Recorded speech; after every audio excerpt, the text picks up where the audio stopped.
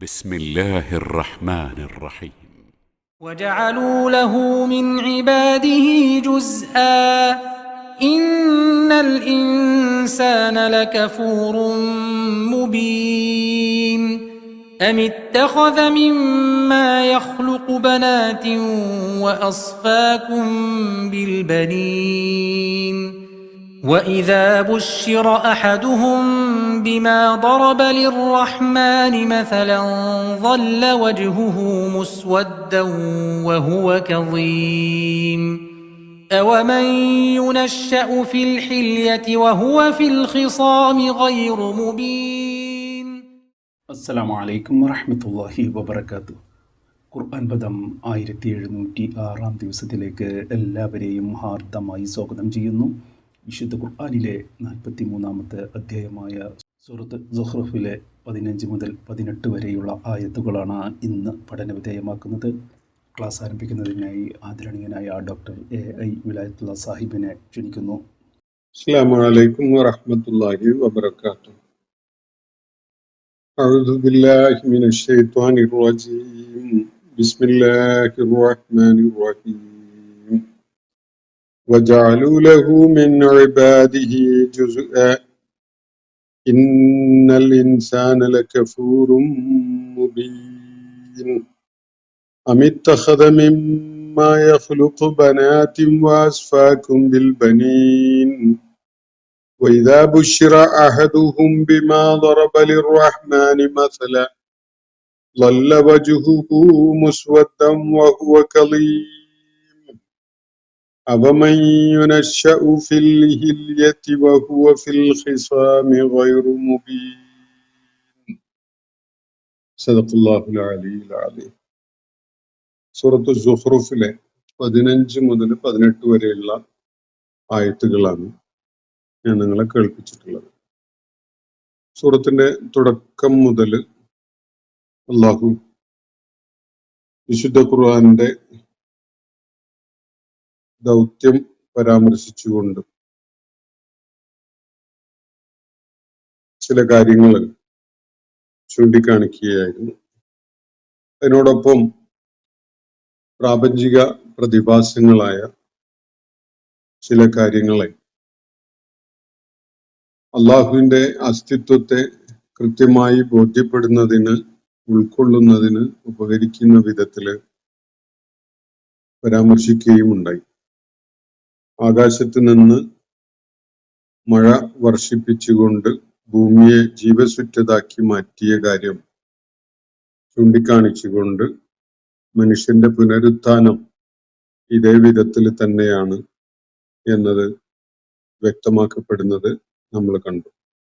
ഭൂമിയെ മനുഷ്യൻ ഏറ്റവും കംഫർട്ടബിൾ ആയ വിധത്തിലുള്ള ഒരു തൊട്ടിലു പോലെ ആക്കിയതും ഭൂമിയുടെ ഉപരിതലത്തില് സഞ്ചാരപാതകളെ നിശ്ചയിച്ച് നൽകിയതുമൊക്കെ തന്നെ ദൈവികമായ മാർഗദർശനത്തിന്റെ ഭാഗമായിട്ട് അവർ ജീവിത ലക്ഷ്യം പ്രാപിക്കുന്ന വിധത്തിൽ മാർഗദർശനം ലഭിക്കുന്ന ആളുകളാവാനും അവരുടെ പ്രയാണ ലക്ഷ്യങ്ങൾ അവർ പ്രാപിക്കുന്നതിനൊക്കെ വേണ്ടി ഭൂമിയുടെ ഉപരിതലത്തിൽ പാതകൾ ഒരുക്കിയ കാര്യം സൂചിപ്പിക്കുകയായിരുന്നു അല്ലാഹ്.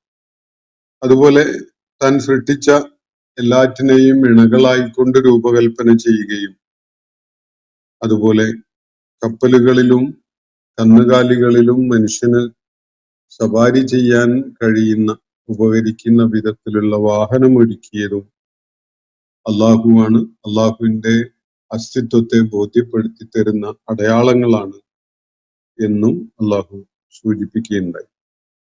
അങ്ങനെ ഈ മൃഗങ്ങളുടെയോ കന്നുകാലികളുടെയോ അതുപോലെ അവയെ മോഡൽ ചെയ്തുകൊണ്ട് മനുഷ്യൻ പിൽക്കാലത്ത് നിർമ്മിച്ച വാഹനങ്ങളൊക്കെ പ്രയോജനപ്പെടുത്തി അതിന്മേൽ കയറി യാത്ര ചെയ്യാൻ ഒരുങ്ങുന്ന മനുഷ്യൻ അള്ളാഹുവിനോട് കൃതജ്ഞത രേഖപ്പെടുത്തുന്ന വിധത്തില് അവനെ സ്മരിക്കുന്ന ഒരു വാചകം ഉച്ചരിക്കുന്ന കാര്യവും അല്ലാഹു ചൂണ്ടിക്കാണിക്കുകയുണ്ടായി. സുബ്ഹാനല്ലദീ സഖറ ലനാ ഹാദാ വമാ കുന്നാ ലഹു മുഖ്രിനീൻ വഇന്നാ ഇലാ റബ്ബിനാ ലമുൻഖലിബൂൻ എന്ന ആ അള്ളാഹുവിനെ സ്മരിച്ചുകൊണ്ടുള്ള ആ പ്രാർത്ഥന അല്ലെങ്കിൽ അള്ളാഹുവിനെ സ്മരിക്കുന്നതിനായി പ്രത്യേകമായി അള്ളാഹു പഠിപ്പിച്ചിട്ടുള്ള ഈ സന്ദർഭവുമായി ബന്ധപ്പെട്ടുകൊണ്ട് അള്ളാഹുവിനെ സ്മരിക്കുന്നതിന് വേണ്ടി അള്ളാഹു പ്രത്യേകമായി പഠിപ്പിച്ചിട്ടുള്ള ഒരു ദിക്ർ. ഈ കാര്യങ്ങളൊക്കെയാണ് അള്ളാഹു ചൂണ്ടിക്കാണിക്കുകയുണ്ടായത്. അടിസ്ഥാനപരമായി അള്ളാഹുവിന്റെ പ്രവാചകൻ അവരെ കേൾപ്പിച്ചുകൊണ്ടിരിക്കുന്ന ദൈവിക വചനങ്ങൾ അടങ്ങിയ വിശുദ്ധ ഖുർആന്, അതുപോലെ പ്രാപഞ്ചിക പ്രതിഭാസങ്ങളുടെ സൂചനകളിൽ നിന്ന് കൃത്യമായി ഈ പ്രപഞ്ചത്തെ മനുഷ്യന് ഏറ്റവും ഉപകാരപ്രദമായ വിധത്തിൽ ആസൂത്രണം ചെയ്ത് വെച്ചിട്ടുള്ള പ്രപഞ്ച സൃഷ്ടാവിനെ തിരിച്ചറിയുന്നതിന് വേണ്ട അടയാളങ്ങളായ കാര്യങ്ങൾ, ഇതൊക്കെയാണ് പിന്നിട്ട ആയത്തുകളിൽ അള്ളാഹു പരാമർശിക്കുകയും വിശദമാക്കുകയൊക്കെ ചെയ്തിട്ടുള്ളത്. അതിനെ തുടർന്ന് ഇന്ന് ഞാൻ നിങ്ങളെ കേൾപ്പിച്ച ആയത്തുകളിൽ ഈ കാര്യങ്ങളൊക്കെയും ഉൾക്കൊണ്ടിട്ടും വളരെ മൂഢമായ ബുദ്ധിശൂന്യമായ വിധത്തിലുള്ള ഒരു പ്രതികരണം മനുഷ്യരിൽ നിന്ന്, വിശേഷിച്ച് മക്കയിലെ ആ ഘട്ടത്തിലെ മുശ്രിക്കുകളിൽ നിന്നുണ്ടാകുന്നതിനെയാണ് അള്ളാഹു പരാമർശിക്കുന്നത്. അത് തുടങ്ങുന്നത് ഇങ്ങനെയാണ്: വജഅലൂ ലഹു മിൻ ഇബാദിഹി ജുസ്അ വജഅലൂ ലഹു മിൻ ഇബാദിഹി ജുസ്അ ഇന്നൽ ഇൻസാന ലകഫൂറുൻ മുബീൻ എന്നാണ് ഇവിടെ പറയുന്നത്. ഇക്കാര്യങ്ങളൊക്കെയും എന്ന് പറഞ്ഞ മുകളിലെ ആയത്തുകളിൽ പരാമർശിക്കപ്പെട്ട കാര്യങ്ങളൊക്കെയും അറിഞ്ഞുകൊണ്ടും അതൊക്കെയും ഉൾക്കൊണ്ടും സമ്മതിച്ചും കൊണ്ടും തന്നെ ഈ ജനം അള്ളാഹുവിന്റെ അടിമകളിൽ ചിലരെ അള്ളാഹുവിന്റെ അംശമായിട്ട്, അള്ളാഹുവിന്റെ ഒരു ഭാഗമായിട്ട് കാണുന്നു. ഇതാണ് അവര് ചെയ്യുന്ന ഏറ്റവും വലിയ ഒരക്രമം. ഈ മുകളിൽ പറഞ്ഞ കാര്യങ്ങളൊക്കെ അള്ളാഹുവിന്റെ മഹത്വവും അള്ളാഹുവിന്റെ അസ്തിത്വവും അള്ളാഹുവിന്റെ അജയ്യതയും അള്ളാഹുവിന്റെ നിസ്തുലതയും അള്ളാഹുവിന്റെ പങ്കുകാരനില്ലാത്ത ആ ഔന്നത്യവും ഒക്കെ വെളിപ്പെടുത്തുന്നതായിരുന്നു. എന്നാൽ ഈ കാര്യങ്ങളിൽ നിന്ന് പാഠം ഉൾക്കൊള്ളുന്നതിന് പകരം മക്കയിലെ ആളുകള്, അതുപോലെയുള്ള ആളുകളും ചെയ്തുകൊണ്ടിരിക്കുന്നത് എന്താണ് എന്നതാണ് അള്ളാഹുവിടെ പ്രത്യേകമായി നമ്മുടെ ശ്രദ്ധയിലേക്ക് കൊണ്ടുവരുന്നത്. വജഅലൂ ലഹു മിൻ ഇബാദിഹി ജുസ്അ, തന്റെ ഇബാദുകളുടെ ഒരു ഭാഗത്തെ, ഒരു പങ്കിനെ, ഒരു അംശത്തെ അവര് അള്ളാഹുവിൻ്റെതാക്കി മാറ്റുന്നു. എന്ന് പറഞ്ഞാൽ അള്ളാഹുവിന്റെ ദിവ്യത്വത്തിൽ പങ്കാളികളായിട്ട് അള്ളാഹുവിന്റെ തന്നെ ഇവിടെ പരാമർശിക്കപ്പെട്ട അടിയാറുകളിൽ ചിലരെ അല്ലെങ്കിൽ ചിലതിനെ അവർ അള്ളാഹുവിന്റെ അംശമാണ് എന്ന നിലക്ക് പറയുന്നു. അള്ളാഹുവിന്റെ അംശം എന്ന് പറയുമ്പോൾ, അള്ളാഹുവിന്റെ ജുസ് എന്ന് പറയുമ്പോൾ, അത് സത്തയിൽ അള്ളാഹുവിന്റെ തന്നെ ഭാഗമാണ്. അള്ളാഹുവിന്റെ പ്രത്യേകതകളുള്ള, അള്ളാഹുവിന്റെ ഗുണങ്ങളുള്ള, അള്ളാഹുവിന്റെ കഴിവും ശക്തിയും ഒക്കെയുള്ള അവന്റെ ഒരു അംശമായിട്ടാണല്ലോ കാണുന്നത്. അത് അള്ളാഹുവിന്റെ പുത്രൻ എന്ന് പറയുമ്പോഴും അള്ളാഹുവിന്റെ പുത്രി എന്ന് പറയുമ്പോഴും അള്ളാഹുവിന്റെ മക്കൾ എന്ന നിലക്ക് പരാമർശിക്കുമ്പോഴൊക്കെ അത് അള്ളാഹുവിന്റെ തന്നെ ഭാഗമായ ഒരു സംഗതിയായിട്ടാണ് സൂചിപ്പിക്കുക. ആ നിലക്കാണ് അത് മനസ്സിലാക്കാൻ സാധ്യതയുള്ളത്. മറിച്ച് യഥാർത്ഥത്തിൽ അള്ളാഹുവും ഈ പ്രപഞ്ചവും തമ്മിലുള്ള ബന്ധം, അത് അള്ളാഹു സ്രഷ്ടാവാണ് എന്നതും ഈ പ്രപഞ്ചത്തിലുള്ള സകലതും അവന്റെ സൃഷ്ടികളാണ് എന്നതുമാണ്. ഒരിക്കലും തന്നെ ഈ സൃഷ്ടിപ്രപഞ്ചം അള്ളാഹുവിന്റെ ഭാഗമാവുന്നില്ല. അള്ളാഹു പൂർണ്ണമായും ഈ കാണപ്പെടുന്ന സംഗതികളിൽ നിന്ന് അതീതനാണ്, വേറിട്ട് നിൽക്കുന്നവനാണ്, വ്യത്യസ്തനാണ്. അള്ളാഹുവിന്റെ അസ്തിത്വത്തിന്റെ യാതൊരു ലക്ഷണവും പ്രത്യേകതയും ഗുണങ്ങളും ഒന്നും തന്നെ ഈ സൃഷ്ടികളായ ജീവജാലങ്ങളിലോ വ്യക്തികളിലോ മനുഷ്യരിലോ അല്ലെങ്കിൽ വസ്തുക്കളിലോ ഉണ്ടാവുകയില്ല. അള്ളാഹുവാണ്, സൃഷ്ടികളായ മറ്റെല്ലാം സൃഷ്ടികളുമാണ്. ഇതാണ് ഖുർആൻ മുന്നോട്ട് വെക്കുന്ന കാര്യം. എന്നാൽ മക്കയിലെ ജനങ്ങള്, ലോകത്ത് പലയിടങ്ങളിലും ജീവിച്ചിരുന്ന ആളുകളും ഇതുപോലെ തന്നെയാണ് ചെയ്തത്. മക്കയിലെ ആളുകൾ ഇതിന് വിരുദ്ധമായി വജഅലു ലഹു മിൻ ഇബാദിഹി ജുസ്അ, തന്റെ ദാസന്മാരിൽ നിന്ന് ചിലരെ, ഒരു ഭാഗത്തെ അവര് അള്ളാഹുവിനായിട്ട് നീക്കിവെക്കുന്നു, അല്ലെങ്കിൽ അള്ളാഹുവിന്റെ ഭാഗമായിട്ട് പരിഗണിക്കുന്നു. മനുഷ്യരുടെ കൂട്ടത്തില് പിറവിയെടുത്ത ഒരു വ്യക്തി, ഒരു മനുഷ്യ സ്ത്രീ പ്രസവിച്ച ഒരു വ്യക്തിയെ അവര് ദൈവത്തിന്റെ പുത്രൻ എന്ന് പറയും. അള്ളാഹുവിന്റെ സൃഷ്ടികളായ മലക്കുകളെ പരാമർശിച്ചുകൊണ്ട് അവര് ദൈവത്തിന്റെ പുത്രിമാര് അല്ലെങ്കിൽ ദേവിമാര്, ദേവതകള് എന്ന നിലക്ക് പരാമർശിക്കുന്നു. ഇതൊന്നും തന്നെ യഥാർത്ഥത്തിൽ അള്ളാഹുവിന്റെ ദിവ്യത്വത്തില് എന്തെങ്കിലും വിധത്തിലുള്ള പങ്കാളിത്തമുള്ളവരോ സത്തയിൽ ഒന്ന് തന്നെ ആയവരോ അല്ല. ഇതാണ് വസ്തുത.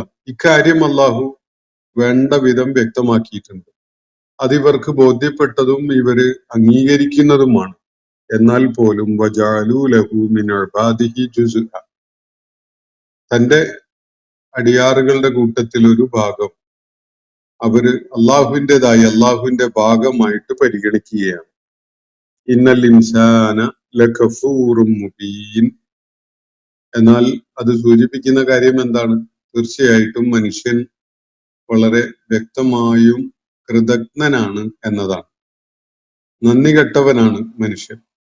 കാര്യങ്ങളെ ഉൾക്കൊണ്ടുകൊണ്ട് അള്ളാഹുവിനോട് കൃതജ്ഞത കാണിക്കുന്ന ഒരു നിലപാടിന് പകരം മനുഷ്യര് അള്ളാഹുവിനോട് മറ്റ് പലതിനും അള്ളാഹുവിനെ പോലെയുള്ള ദിവ്യത്വമുണ്ട്, അവരൊക്കെയും അള്ളാഹുവിന്റെ ഭാഗമാണ്, ദിവ്യത്വത്തിൽ അള്ളാഹുവിനോടൊപ്പം പങ്കാളികളാണ് എന്ന് പറയുക വഴി അവര് അള്ളാഹുവിനോട് വല്ലാത്ത കൃതജ്ഞതയാണ്, നന്ദികേടാണ് കാണിക്കുന്നത്. അതില് ഒളിയും മറയൊന്നുമില്ല. വളരെ പരസ്യമായി തെളിഞ്ഞ വിധത്തിൽ തന്നെ അവര് അള്ളാഹുവിനോട് കൃതജ്ഞതയാണ് കാണിച്ചുകൊണ്ടിരിക്കുന്നത് എന്നാണ് അള്ളാഹു തുടർന്ന് വ്യക്തമാക്കിയിട്ടുള്ളത്. വജഅലു ലഹു മിൻ ഇബാദിഹി ജുസ്അ, അവര് തന്റെ അടിയാറുകളുടെ കൂട്ടത്തിൽ ചിലതിനെ അള്ളാഹുവിന്റെ ഭാഗമായിട്ട് പരിഗണിക്കുന്നു. ഇന്നൽ ഇൻസാന ലകഫൂറും മുബീൻ, നിശ്ചയമായിട്ടും മനുഷ്യൻ തെളിമ ഉള്ള വിധത്തിൽ തന്നെ അള്ളാഹുവിനോട് നന്ദികേടാണ് കാണിച്ചുകൊണ്ടിരിക്കുന്നത്, അള്ളാഹുവിനോട് കൃതജ്ഞതയാണ് കാണിക്കുന്നത്. അപ്പോ അമിത്തഖദ മിമ്മ യഖ്ലുഖു ബനാതിൻ വ അസ്ഫാകും ബിൽ ബനീൻ, അള്ളാഹു ഒരു ചോദ്യം ഉന്നയിക്കുകയാണ്. ഈ ആളുകള് എന്ത് അടിസ്ഥാനത്തിലാണ് അള്ളാഹുവിന്റെ ചില സൃഷ്ടികളെ അള്ളാഹുവിന്റെ ഭാഗമായിട്ട് ദിവ്യത്വത്തിൽ പങ്കാളിത്തമുള്ളവരായിട്ട് കാണുന്നത്, വേറെ ചിലതിനെ അവരുടെ സ്വന്തം വകയായിട്ടും കാണുന്നത് എന്ത് നിലക്കാണ് എന്ന ഒരു ചോദ്യമാണ്. അവരുടെ മാനദണ്ഡം എന്താണ്? എന്തടിസ്ഥാനത്തിലാണ് അവര് ഈസാ അലൈഹി ഇസ്ലാമിനെ അള്ളാഹുവിന്റെ പുത്രനായിട്ട് പരിഗണിക്കുന്നത്? എന്തടിസ്ഥാനത്തിലാണ് മലക്കുകളെ അവർ അള്ളാഹുവിന്റെ പുത്രിമാരായിട്ട് പരിഗണിക്കുന്നത്? ആരാണ് അവര് സ്ത്രീകളാണ് എന്ന് നിശ്ചയിച്ചു കൊടുത്തിട്ടുള്ളത്? മലക്കുകൾ ഫീമെയിലാണ്, പുരുഷന്മാരല്ല, സ്ത്രീകളാണ് എന്ന വിധത്തിൽ അവർക്ക് നിശ്ചയിച്ചു കൊടുത്തിട്ടുള്ളത് ആരാണ്? ഇതാണ് അള്ളാഹു ഉന്നയിക്കുന്ന ഒരു ചോദ്യം. അമിത്തഖദ മിമ്മ യഖ്ലുഖു, അള്ളാഹു സൃഷ്ടിച്ചതിൽ അല്ലെങ്കിൽ സൃഷ്ടിക്കുന്നവയിൽ ബനാത്തായിട്ട് അവര് അമിത്തഖദ മിമ്മ യഖ്ലുഖു ബനാത്തിൻ, അള്ളാഹു സൃഷ്ടിക്കുന്നവയിൽ ചിലതിനെ അള്ളാഹുവിന്റെ പെൺമക്കളാണ് എന്ന വിധത്തിൽ അവര് പരിഗണിക്കുന്നത് എന്തടിസ്ഥാനത്തിലാണ്? ആരാണ് അവരോട് അള്ളാഹുവിന്റെ മലക്കുകൾ പെൺമക്കളാണ്, സ്ത്രീകളാണ് എന്നൊക്കെ പഠിപ്പിച്ചു കൊടുത്തിട്ടുള്ളത്? അള്ളാഹു അങ്ങനെ പരിചയപ്പെടുത്തിയിട്ടില്ല. പിന്നെ ഇവർക്ക് എവിടെ നിന്ന് കിട്ടി അവര് ബനാത്താണ് എന്ന കാര്യം? ഇനി ബനാത്താണെങ്കിൽ തന്നെ അവർ അള്ളാഹുവിന്റെ ബനാത്താണ് എന്നത് ഇവരോട് ആരാണ് പഠിപ്പിച്ചിട്ടുള്ളത്? വാസ്ഫാഖും ബിൽ ബനീൻ, എന്നിട്ട് ഇവര് സ്വന്തം നിലക്ക് അവരുടേതായിട്ട് വിശേഷിപ്പിക്കുന്നത്, അവർക്കുള്ളതായിട്ട് പറയുന്നതോ ആൺമക്കളും. ഇതാണ് അള്ളാഹു ഇവിടെ ഉന്നയിക്കുന്ന ഒരു വിഷയം. മക്കയിലെ മുശ്രിക്കുകളോട് നേരിട്ട് അഭിസംബോധന ചെയ്യുന്ന ശൈലിയിലാണ് ഇവിടെ കാര്യം പറയുന്നത്. അമിത്തഖദ മിമ്മാ യഖ്ലുഖു ബനാത്തിൻ, അള്ളാഹു താൻ സൃഷ്ടിക്കുന്നവയിൽ പെൺമക്കളെ തന്റേതായിട്ട് സ്വീകരിക്കുകയായിരുന്നു. എന്നിട്ടോ വ അസ്ഫാഖും ബിൽ ബനീൻ, നിങ്ങൾക്കായി ആൺമക്കളെ തരികയും ചെയ്യുകയായിരുന്നു എന്നാണ് ചോദ്യം. മക്കയിലെ മുശ്രിക്കുകളോടാണ് വ്യക്തമായിട്ട് ചോദ്യം. വ അസ്ഫാഖും, നിങ്ങൾക്കായി അവൻ വിവരിക്കുകയായിരുന്നോ എന്നാണ് അതിന്റെ ഭാഷാപരമായ സൂചന. ബിൽ ബനീൻ, ആൺമക്കളെ നിങ്ങൾക്കുള്ളതായിട്ട് അവൻ വിവരിക്കുകയായിരുന്നു, അല്ലെങ്കിൽ ആൺമക്കളെ അവൻ ആണായി സൃഷ്ടിച്ചവയെ നിങ്ങൾക്ക് തരികയും അവൻ പെണ്ണായി സൃഷ്ടിച്ചവയെ സ്വന്തം ആവശ്യത്തിന് അങ്ങ് എടുക്കുകയും ചെയ്യുകയായിരുന്നു. എന്താണ് ഇവർ പറഞ്ഞുകൊണ്ടിരിക്കുന്നതിന്റെ അടിസ്ഥാനം? പെൺമക്കളോട് പ്രിയമുണ്ടായിരുന്നത് കൊണ്ട് പെൺമക്കളെ അള്ളാഹുവിന് നീക്കിവെച്ചു എന്നുള്ള ഒരു നിലക്കല്ല ഇവിടെ പറയുന്നത്. പെൺമക്കളെ ആൺമക്കളുമായി താരതമ്യം ചെയ്യുമ്പോൾ വില കുറച്ച് കാണുകയും അവരെ ദുർബലരായിട്ട് കാണുകയും ഒരു സമൂഹത്തിന്റെ, ഗോത്രത്തിന്റെ അല്ലെങ്കിൽ ഒരു വിഭാഗത്തിന്റെ കരുത്തിന്റെ അടയാളമായിട്ട് ആൺമക്കളെ കാണുകയൊക്കെ ചെയ്യുന്ന ഒരു സംസ്കാരത്തിന്റെ പശ്ചാത്തലത്തിലാണ് ഈ ആളുകൾ അങ്ങനെ ചെയ്തിരുന്നതും അള്ളാഹു ഈ ചോദ്യം അവരുടെ നേരെ ഉന്നയിക്കുന്നതും. അമിത്തഖദ മിമ്മ യഖ്ലുഖു ബനാത്തിൻ, താൻ സൃഷ്ടിക്കുന്നവയിൽ നിന്ന് പെൺമക്കളായുള്ളവയെ അവൻ സ്വീകരിക്കുകയായിരുന്നു, അവൻ അവന്റേതാണ് എന്ന് വെക്കുകയായിരുന്നു. അതുപോലെ വ അസ്ഫാഖും ബിൽ ബനീൻ, നിങ്ങൾക്ക് ആൺമക്കളായിട്ട് അവൻ വിവരിക്കുകയും ചെയ്യുകയായിരുന്നു. ചുരുക്കി പറഞ്ഞാൽ അവൻ പെൺമക്കളെ സ്വന്തം ആവശ്യത്തിനായി അങ്ങ് സ്വീകരിച്ചു, നിങ്ങൾക്ക് ആൺമക്കളെ തരികയും ചെയ്തു. ഇതാണ് നിങ്ങൾ പറയുന്നതിന്റെ ചുരുക്കമല്ലേ എന്നാണ് ചോദ്യം. എന്നാലോ ഇവരുടെ ആ വിഭജനത്തിൽ വല്ല കഴമ്പുണ്ടോ? ഇവർക്ക് തന്നെ ഇനി അള്ളാഹു ചോദിക്കുകയാണ്, അവരുടെ ആ വിഭജനം ഉണ്ടല്ലോ, പെൺമക്കള് മുന്തിയതാണ്, അത് അള്ളാഹുവിനാവട്ടെ, ആൺമക്കള് അത്രയൊന്നും പോരാത്തത് നമുക്കും കിടക്കട്ടെ എന്ന നിലക്കാണ് അവർ കണ്ടത്. അങ്ങനെയാണെങ്കിൽ അവരുടെ പ്രായോഗിക ജീവിതത്തിൽ എങ്ങനെയാണ് അവര് കാര്യങ്ങൾ നിർവഹിക്കുന്നത് എന്നൊന്ന് നോക്കാം.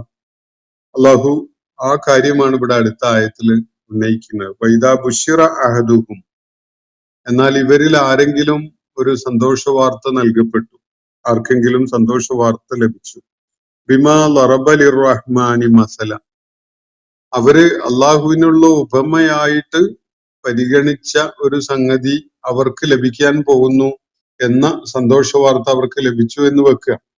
എന്ന് പറഞ്ഞാൽ അവർ അള്ളാഹുവിനായിട്ട് നീക്കിവെച്ചത് എന്തിനെയാണ്? പെൺമക്കളെയാണ്.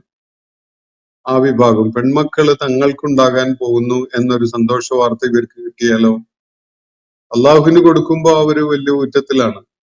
പെൺമക്കൾ അള്ളാഹുവിൻ്റെതാണ് എന്ന് നീക്കി വെക്കുമ്പോ അവരതിൽ വലിയ മഹത്വവും അല്ലെങ്കിൽ അഭിമാനവും ഒക്കെ ഉള്ളതായിട്ട് കാണുന്നു. എന്നാൽ സ്വന്തം നിലക്ക് അവരിൽ ആർക്കെങ്കിലും ഒരു പെൺകുഞ്ഞ് ജനിക്കാൻ പോകുന്നു അല്ലെങ്കിൽ പെൺകുഞ്ഞ് പിറന്നിരിക്കുന്നു എന്ന ഒരു സന്തോഷ വാർത്ത ഉണ്ടായാലോ, ലല്ല വജുഹുഹു മുസ്വദ്ദ, അങ്ങനെ ഒരുവന് സന്തോഷ വാർത്ത നൽകപ്പെട്ടു എന്ന് വെക്കുക, അവന് പെൺകുഞ്ഞുണ്ടായിരിക്കുന്നു എന്ന്. എന്നാൽ അവന്റെ മുഖം കറുത്ത് കരിവാളിച്ചു പോവുകയാണ്. അപ്പൊ അള്ളാഹുവിന് അവര് പെൺമക്കളെ നീക്കി വെക്കും, അത് അള്ളാഹ്ക്ക് നല്ലതാണെന്നൊക്കെ സങ്കല്പിച്ചുകൊണ്ട് അവർ പറയും. എന്നാൽ അവർക്ക് തന്നെ സന്തോഷ വാർത്ത അറിയിക്കപ്പെട്ടത് ഒരു പെൺകുഞ്ഞ് ജനിച്ചിട്ടുണ്ട് എന്ന വിധത്തിലാണെങ്കിലോ, വല്ല വജുഹുഹു മുസ്വദ്ദ, അവന്റെ മുഖം കറുത്ത് കരിവാളിച്ചു പോവുകയാണ്. വഹുവ കലീം, അവൻ വല്ലാതെ വ്യഥ അനുഭവിക്കുന്നവനായിക്കൊണ്ട് വല്ലാത്ത മാനസികമായ തളർച്ചയിലും വ്യഥയിലുമാണ് അവൻ അകപ്പെടുക. എന്നിട്ട് അത് കാരണമായി മുഖം കറുത്തിരുണ്ടു പോവുകയാണ്. വിഷയം എന്താണ്? ഒരു പെൺകുഞ്ഞ് ജനിച്ചിരിക്കുന്നു എന്നതാണ്. തനിക്കൊരു പെൺകുഞ്ഞുണ്ടായി എന്നത് ഇങ്ങനെ മുഖം കറുത്ത് കരിവാളിക്കാൻ കാരണമാകുന്ന വിധത്തിലുള്ള അപമാനമായിട്ടാണ് അവൻ കാണുന്നത്. എന്നാലോ അവര് ഇത്തരം ആളുകള് അത് അള്ളാഹുവിന്റെ കണക്കിൽ അങ്ങ് എഴുതി വെക്കും. അള്ളാഹുവിന്റെ പെൺകുഞ്ഞുങ്ങളാണ് മാലാഖമാര്, അള്ളാഹുവിന്റെ പുത്രിമാരാണ് എന്ന നിലക്കൊക്കെ അവര് പറയും. അതിനവർക്ക് മടിയില്ല. ആൺമക്കള് അവരുടേതായിട്ടും കാണുന്നു. ഇതൊക്കെ ഈ മാനസികാവസ്ഥയില് അള്ളാഹുവിന് മുന്തിയത് നീക്കി വെച്ചതാണെങ്കിൽ ഇവരിൽ ഒരുത്തന് ഒരു പെൺകുഞ്ഞുണ്ടായി എന്ന് പറഞ്ഞാൽ അള്ളാഹുവിന് എന്താണോ അവര് നീക്കി വെച്ചിരുന്നത് അങ്ങനെ ഒന്ന് അവർക്കുണ്ടായി എന്ന് സന്തോഷ വാർത്ത അറിയിക്കപ്പെട്ടാലോ, വല്ല വജുഹുഹു മുസ്വദ്ദ, അവന്റെ മുഖം കറുത്തിരുണ്ട് കരിവാളിച്ചതായി മാറുന്നു. വഹുവ കലീം, കടുത്ത മനോവ്യഥ അനുഭവിക്കുന്ന കാരണമായിട്ട്, കടുത്ത മാനസികമായ വിഷമം അനുഭവിക്കുന്ന കാരണമായിട്ട് മുഖം കറുത്ത് കരുവാളിച്ചു പോകുന്നു. ഇതിന്റെ വിഷയം തനിക്കൊരു പെൺകുഞ്ഞുണ്ടായി എന്ന സന്തോഷ വാർത്ത അറിയിക്കപ്പെട്ടതാണ്. എന്നിട്ട് അവര് സ്വന്തം നിലക്ക് അപമാനമായിട്ട് കരുതുന്ന ഒരു സംഗതിയാണ് അള്ളാഹുവിന്റെ പേരിൽ അവര് ബന്ധപ്പെടുത്തിക്കൊണ്ട് പറയുന്നത്. അള്ളാഹുവിന് ഇങ്ങനെ ആൺകുഞ്ഞുമില്ല പെൺകുഞ്ഞുമില്ല, സന്താനങ്ങൾ തന്നെയുമില്ല. അള്ളാഹുവിന് സന്താനങ്ങൾ ഉണ്ടാകുക എന്നത് തന്നെ അള്ളാഹുവിന്റെ മഹത്വത്തിന് ചേരാത്തൊരു സംഗതിയാണ്. അത് മനുഷ്യരെ പോലെ അള്ളാഹുവിന്റെ സൃഷ്ടിജാലങ്ങൾക്ക് മാത്രം ചേരുന്ന ഒരു സംഗതിയാണ്. അള്ളാഹുവിന് അത് ചേരൂല. കാരണം അവന് ഉദ്ദേശിക്കുന്ന കാര്യങ്ങളൊക്കെയും ഒരു കൽപ്പനയിലൂടെ ഉണ്ടാക്കാനും പ്രത്യക്ഷീഭവിപ്പിക്കാൻ കഴിയുന്നവനാണ് അള്ളാഹു. അങ്ങനെയുള്ള അള്ളാഹുവിന് ഒരുപാട് പേറ്റുനോവ് അനുഭവിച്ച് ഒരു കുഞ്ഞുണ്ടാവുന്നു, അല്ലെങ്കിൽ അതിനെ കെയർ ചെയ്യേണ്ടി വരുന്നു എന്നൊന്നും പറയുന്ന ഒരു സംഗതി അള്ളാഹുവിന്റെ മഹത്വത്തിന് ചേരുന്ന ഒരു സംഗതിയല്ല. അങ്ങനെ ഒരു സന്താനം ഉണ്ടാവുക, ആണായാലും പെണ്ണായാലും ഒരു കുഞ്ഞുണ്ടാവുക എന്നൊരു സംഗതിയൊന്നും അള്ളാഹുവിന്റെ അസ്തിത്വത്തിനോ മഹത്വത്തിനോ ചേരുന്ന ഒരു കാര്യമല്ല. ഉണ്ടാവുന്നതിൽ ആഹ്ലാദിക്കുകയും ഉണ്ടാവാതെ ഇരിക്കുമ്പോൾ അതില് വിഷമിക്കുകയൊക്കെ ചെയ്യേണ്ടി വരുന്ന പ്രകൃതം മനുഷ്യന്റേതാണ്. മനുഷ്യനാണ് ഒരു മകൻ അല്ലെങ്കിൽ മകൾ ഉണ്ടാവുക എന്നതില് ആനന്ദമുള്ളത്, ഉണ്ടാവാതിരിക്കുന്നതില് വലിയ വ്യഥയുമുള്ളത്. എന്നാൽ അള്ളാഹുവിന്റെ പ്രകൃതം അങ്ങനെയല്ല. അള്ളാഹുവിന് അവൻ ഇച്ഛിക്കുന്ന എന്തും അങ്ങ് ഉണ്ടാക്കുക എന്നത് ഒരു വെല്ലുവിളിയും അടങ്ങിയ കാര്യമേ അല്ല. അപ്പോ ഈ ആളുകള് എന്നാൽ അവരെന്താണോ അള്ളാഹുവിന്റെ പേരിൽ ചേർത്ത് പറയുന്നത്, അതിവിടെ പെൺമക്കളാണ്. ആ ഒരു കാര്യത്തില് ഇവരിൽ ആർക്കെങ്കിലും ഒരു സന്തോഷ വാർത്ത അറിയിക്കപ്പെട്ടാലോ, വല്ല വജുഹുഹു മുസുവദ്ദ, അവന്റെ മുഖം കറുത്തിരുണ്ട് കരുവാളിച്ചു പോകുന്നു. വഹുവ കലീം, അവൻ കടുത്ത മനോവ്യത അനുഭവിക്കുന്നവനായിക്കൊണ്ട്. ഇതാണ് അള്ളാഹു ഇവിടെ പറയുന്നത്. അപ്പോ തങ്ങൾക്ക് വേണ്ട, അങ്ങനെ തങ്ങൾക്ക് വേണ്ട എന്ന് അവര് വെച്ചത് അള്ളാഹുവിന് കിടക്കട്ടെ എന്ന് വെക്കുന്നതിൽ അവർക്ക് യാതൊരു മടിയുമില്ല. ഇതാണ് അവരുടെ നിലപാട്. ഇത് അള്ളാഹുവിടെ പറയുന്നത് മക്കാ മുശ്രിക്കുകളുടെ മനോഘടന തുറന്നു കാണിക്കുന്നതിന് വേണ്ടിയാണ്. പെൺമക്കളോടോ സ്ത്രീ സമൂഹത്തോടോ എന്തെങ്കിലും അള്ളാഹുവിന് വിരോധമോ അനിഷ്ടമോ വെറുപ്പോ ഉണ്ടായതുകൊണ്ടല്ല.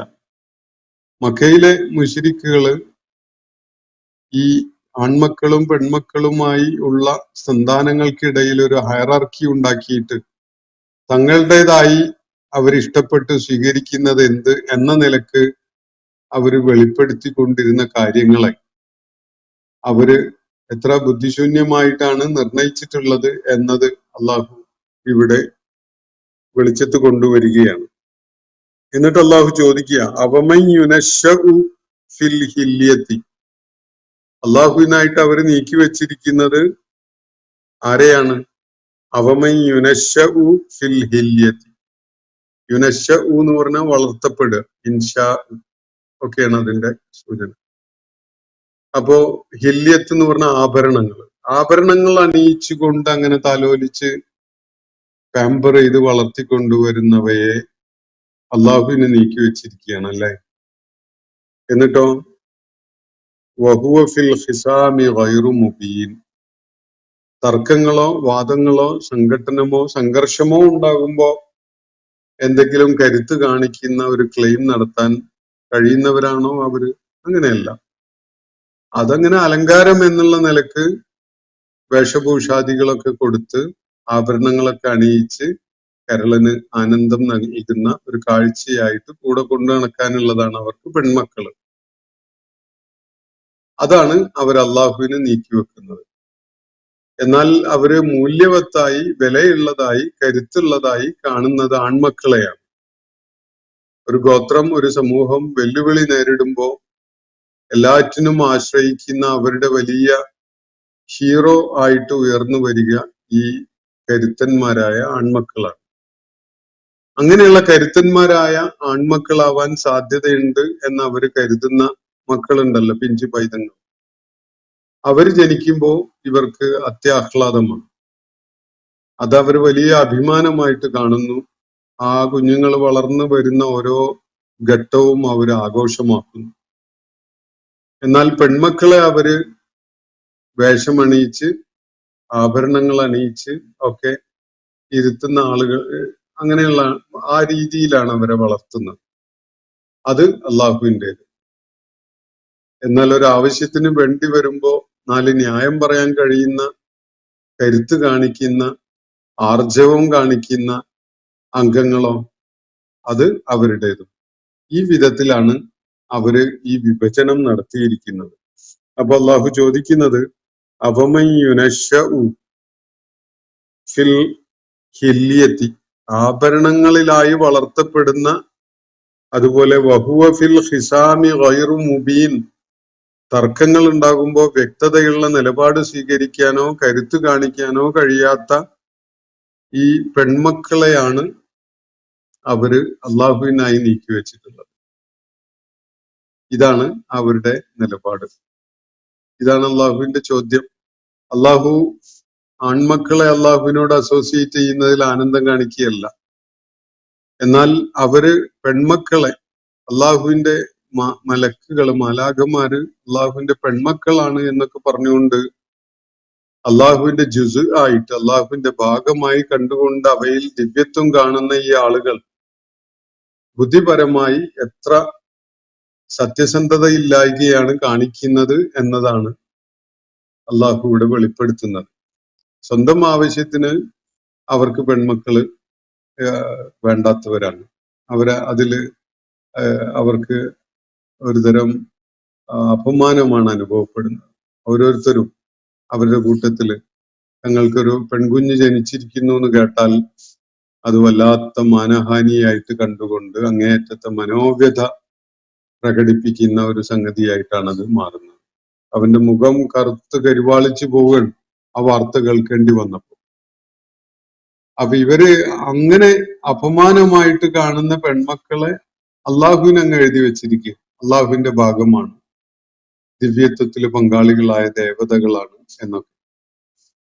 എന്നാൽ ആ ദേവതകളെ സ്വന്തം നിലക്ക് അങ്ങ് സ്വീകരിക്കുന്നതിനോ അതിന് ഒരു സന്നദ്ധവുമല്ല. അപ്പൊ അള്ളാഹു അവരുടെ ആ മനോഘടനയുടെ പൊള്ളത്തരം അല്ലെങ്കിൽ അതിൽ അടങ്ങിയിട്ടുള്ള കാപട്യം വെളിപ്പെടുത്തിക്കൊണ്ടാണ് ഇവിടെ ചോദിക്കുന്നത്. അവമൻ യുനശ്ശഉ ഫിൽ ഹില്യത്തി, വളരെ ശ്രദ്ധേയമായ ഒരു പ്രയോഗമാണ്. അള്ളാഹു സ്ത്രീത്വത്തെ അനാദരിച്ചു അല്ലെങ്കിൽ അവഹേളിച്ചു എന്നൊന്നും ആരും കരുതണ്ട. അത് മക്കയിലെ മുശ്രിക്കുകളുടെ നിലപാടിനെ വ്യക്തമാക്കുന്ന ഒരു പ്രയോഗമാണ്. പെൺമക്കള് യൂണിവേഴ്സലായിട്ട് ചെറിയ പ്രായത്തിൽ തന്നെ അങ്ങനെയാണ് വളർത്തപ്പെടുന്നത്. അത് എല്ലാവർക്കും അറിയുന്ന ഒരു കാര്യമാണ്. ജാഹിലിയ അറബികളുടെ കാര്യത്തിൽ വിശേഷിച്ചും അങ്ങനെയാണ്. പെൺമക്കള് നല്ല പുടവകളൊക്കെ അണിയിക്കപ്പെടുക, അവരുടെ മുടിയൊക്കെ ചീകി പ്രത്യേക പാറ്റേണൊക്കെ ആക്കി കൊടുത്ത്, പൂക്കളൊക്കെ വെച്ചു കൊടുത്ത്, ആഭരണങ്ങളൊക്കെ അണിയിച്ച് എന്നും അവരെ അങ്ങനെ അണിയിച്ചൊരുക്കി ആ കാഴ്ച അവരതിൽ സ്വയം ആനന്ദിക്കുന്നുണ്ട്. ആ ആനന്ദം അവരെ വളർത്തുന്ന മാതാപിതാക്കൾക്കും ചുറ്റുവട്ടത്തുള്ളവർക്കും ഒക്കെ ഉണ്ടാവുകയും ചെയ്യുന്നുണ്ട്. ഇതാണ് പെൺമക്കളുടെ ഒരു സ്വത്വപരമായിട്ട് അവരുടെ ഇടയിൽ ഉണ്ടായിരുന്ന ഒരു ചിത്രം. അതിന്റെ വേറൊരു വശമാണ് വഹുവ ഫിൽ ഖിസാമി ഗൈറു മുബീൻ എന്ന് പറയുന്നത്.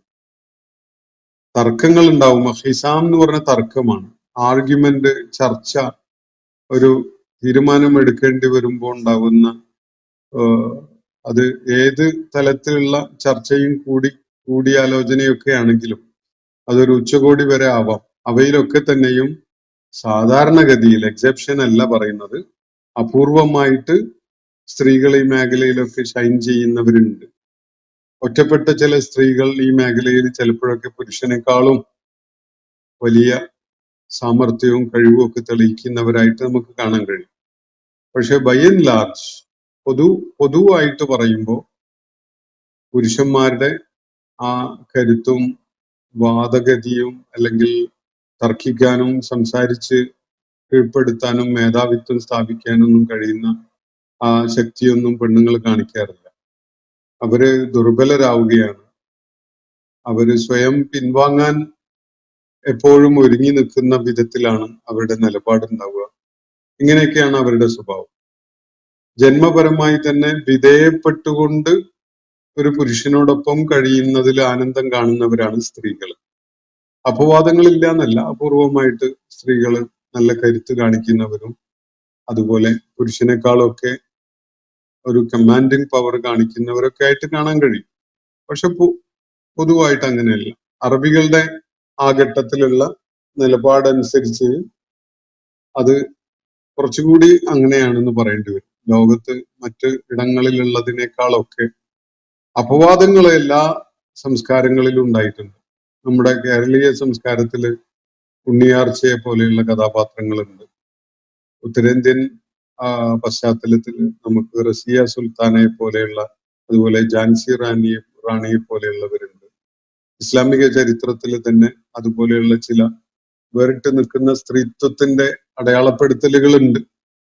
ആഗോളതലത്തിലും ഇതെല്ലാ കൾച്ചറിലും കാണാം. പക്ഷെ പൊതുവെ സ്ത്രീകൾ എന്ന് പറഞ്ഞാൽ, പെൺമക്കൾ എന്ന് പറഞ്ഞാൽ ആഭരണങ്ങളൊക്കെ അണിയിച്ച് നല്ല വേഷവിധാനങ്ങളൊക്കെ കൊടുത്തുകൊണ്ട് അങ്ങനെയാണല്ലോ.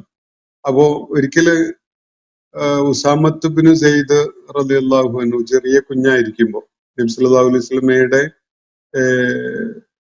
ഒരു ഭൃത്യനും വളരെ അടുത്ത സഹാബിയും ഒക്കെ ആയിരുന്ന ആളാണ് സെയ്ദ് റളിയല്ലാഹു അൻഹു. അദ്ദേഹത്തിന് ഉസാമ എന്ന പേരിൽ ഒരു മകൻ ജനിച്ച് അവൻ വളർന്നു വരുന്ന ഘട്ടത്തില് നബി സല്ലല്ലാഹു അലൈഹി വസല്ലം ഉസാമയെ വല്ലാതെ താലോലിക്കുമായിരുന്നു. അങ്ങനെ ഒരിക്കല് അവനെ താലോലിച്ചുകൊണ്ട് നബി സല്ലല്ലാഹു അലൈഹി വസല്ലം പറഞ്ഞത്, ഇവനൊരു പെൺകുഞ്ഞായിരുന്നെങ്കിൽ നല്ല ഉടയാടകളൊക്കെ അണിയിച്ച് ഇവന് ഞാൻ ആഭരണങ്ങൾ അണിയിക്കുമായിരുന്നു എന്നാണ്.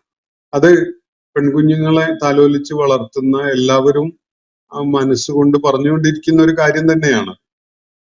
അതാണ് ഉസാമയെ കുറിച്ച്, ഉസാമ ഒരു പെൺകുഞ്ഞായിരുന്നെങ്കിൽ എന്ന് പറഞ്ഞുകൊണ്ട് നബി സല്ലല്ലാഹു അലൈഹി വസല്ലം പറഞ്ഞു. പെൺകുഞ്ഞുങ്ങൾക്ക് ആഭരണങ്ങൾ അണിയിക്കുന്നത്, അതുപോലെ സ്വർണവും പട്ടും ഒക്കെ അണിയിക്കുന്നത് അനുവദനീയമാണ്. പക്ഷെ അവരതിന് സ്വർണത്തിന് സക്കാത്ത് കൊടുക്കണം എന്ന് നബി സല്ലല്ലാഹു അലൈഹി വസല്ലം പറയുന്നത് കാണാം. എന്നാൽ ഈ രണ്ട് സംഗതികളും പുരുഷന്മാർക്ക് നിഷിദ്ധവുമാണ് എന്ന് നബി സല്ലല്ലാഹു അലൈഹി വസല്ലം പറഞ്ഞത് നമുക്ക് കാണാൻ കഴിയും ഒരു ഹദീസില്. അത് വളരെ പ്രസിദ്ധമാണ്. അപ്പോ പറഞ്ഞു വന്നതിന്റെ ചുരുക്കം, ആണും പെണ്ണും ഒരുപോലെയല്ല, വ്യത്യസ്തമാണ്. അവർക്ക് ജന്മസിദ്ധമായുള്ള പ്രകൃതം തന്നെ വ്യത്യസ്തമാണ്.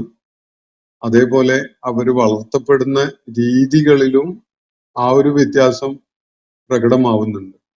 ഇത് പഴയ കാലത്തുള്ള ആളുകൾക്കും അങ്ങനെയാണ്, നമ്മുടെ കാലഘട്ടത്തിലെ ആളുകളും അങ്ങനെ തന്നെയാണ് അതിനെ നോക്കിക്കാണുന്നത്. എല്ലാവരും അല്ല, അപവാദങ്ങളുണ്ട് ഇതിനൊക്കെ. അപ്പൊ അള്ളാഹുവിടെ പറയുന്ന കാര്യം, അവർക്കൊരു സന്തോഷ വാർത്ത ലഭിക്കുകയാണ്. അവരെന്താണോ അള്ളാഹുവിനോട് ചേർത്ത് പറഞ്ഞുകൊണ്ടിരുന്നത്, അള്ളാഹുവിന്റെ പെൺമക്കള്, മലക്കുകൾ എന്നൊക്കെ പറഞ്ഞുകൊണ്ട് അവര് പെണ്ണുങ്ങളെ അള്ളാഹുവിൻ്റെതാക്കി മാറ്റുകയായിരുന്നല്ലോ. എന്നാൽ അത് ഇവർക്കാണ് അങ്ങനെ ഒരു പെൺകുഞ്ഞുണ്ടായിരിക്കുന്നത് എന്ന സന്തോഷ വാർത്ത നൽകപ്പെടുകയാണെങ്കിൽ അവരതിന്റെ പേരിൽ മുഖം കരുവാളിച്ചവരായി, ഗത പൂണ്ടവരായിട്ട് മാറുന്നു. എന്നിട്ട് ഇങ്ങനെ ആഭരണങ്ങൾ അണിയിച്ച് താലോലിച്ച് പാമ്പർ ചെയ്ത് വളർത്തപ്പെടുന്ന പെൺമക്കളാണ് എന്ന് പറഞ്ഞാൽ ഒരാവശ്യം ഉണ്ടാകുമ്പോൾ കരുത്ത് കാണിക്കുന്നവരോ ശക്തമായ വാദം ഉന്നയിക്കാൻ കഴിയുന്നവരോ അല്ലെങ്കിൽ തന്റെ ഇടത്തോടും തലയെടുപ്പോടും കൂടി നിലകൊള്ളാൻ കഴിയുന്നവരോ ഒന്നുമല്ലാത്ത പെൺമക്കളെയാണ് അവര് അള്ളാഹുവിനായിട്ട് ചാർത്തി കൊടുക്കുകയും ചെയ്യുന്നത്. ഇതാണ് അവരുടെ ബുദ്ധിപരമായ കാപട്യം വെളിപ്പെടുന്ന ഒരു വിഷയം എന്നാണ് ഇവിടെ സൂചിപ്പിക്കപ്പെടുന്നത്. അവമൻ യുനശ്ശഉ ഫിൽ ഹില്യത്തി, ആഭരണങ്ങളിലായിട്ട് വളർത്തപ്പെടുന്നവർ, വഹുവ ഫിൽ ഖിസാമി, തർക്കങ്ങളിൽ ഏർപ്പെടുമ്പോ വൈറു മുബീൻ, ഒരു വ്യക്തതയും ഇല്ലാത്തവരുമാണ്. ഇവിടെ വഹുവ എന്നാണ് ഉപയോഗിച്ചിരിക്കുന്ന വാക്ക്. യഥാർത്ഥത്തിൽ പെൺകുഞ്ഞിനെ സൂചിപ്പിക്കാൻ വേണ്ടിയാണ് ഈ വാക്ക് വരുന്നതെങ്കിലും വ്യാകരണപരമായിട്ട് അത് ആണിനെ സൂചിപ്പിക്കുന്ന ഒരു പ്രയോഗമാണ്. വഹുവ ഫിൽ ഖിസാമി ഗൈറു മുബീൻ.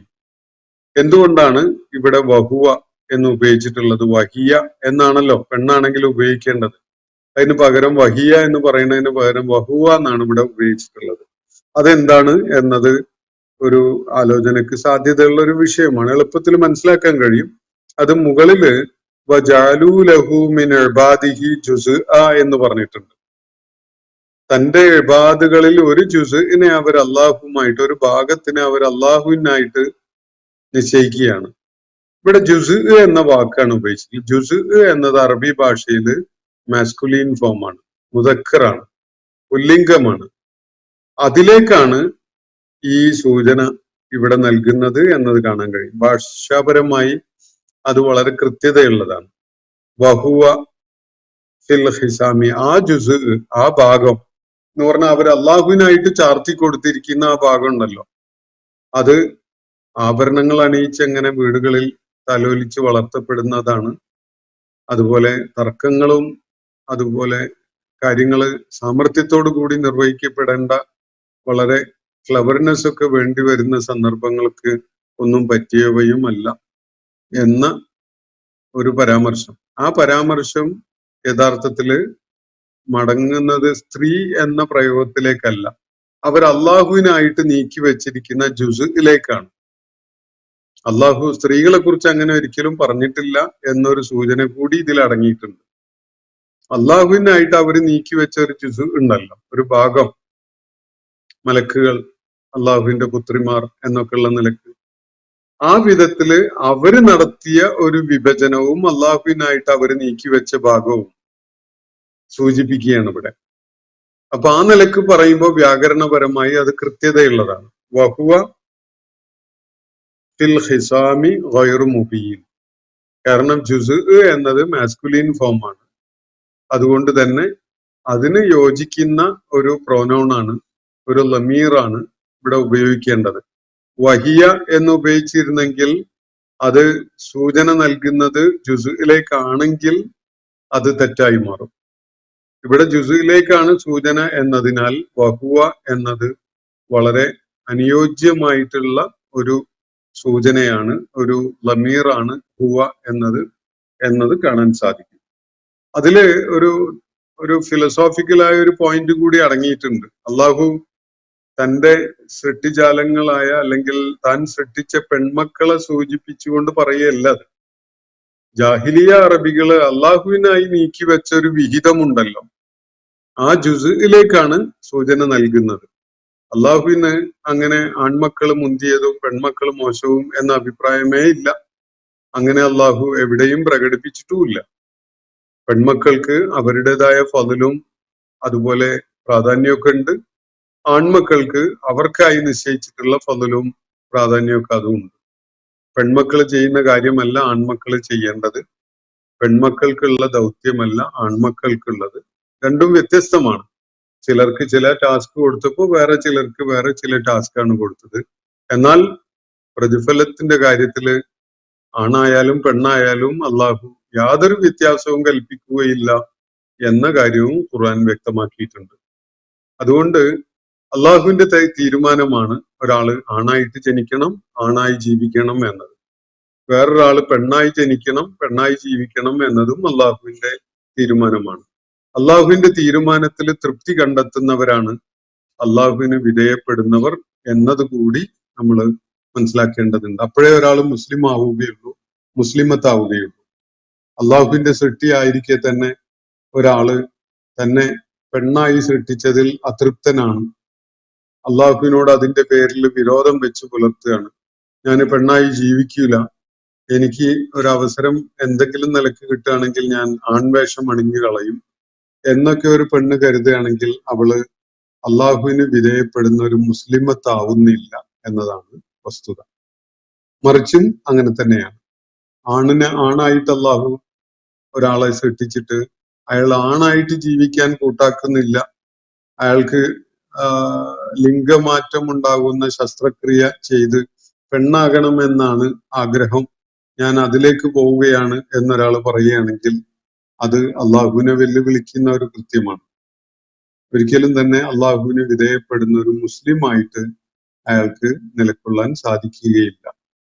അള്ളാഹു നമുക്ക് വേണ്ടി നിശ്ചയിച്ചതിനെ തൃപ്തിയോടുകൂടി സ്വീകരിക്കുന്ന ഒരാൾ കൂടിയാണ്, ആ ഒരു നിലപാട് കൂടിയാണ് ഒരു മുസ്ലിം എന്ന് പറഞ്ഞാൽ അർത്ഥം.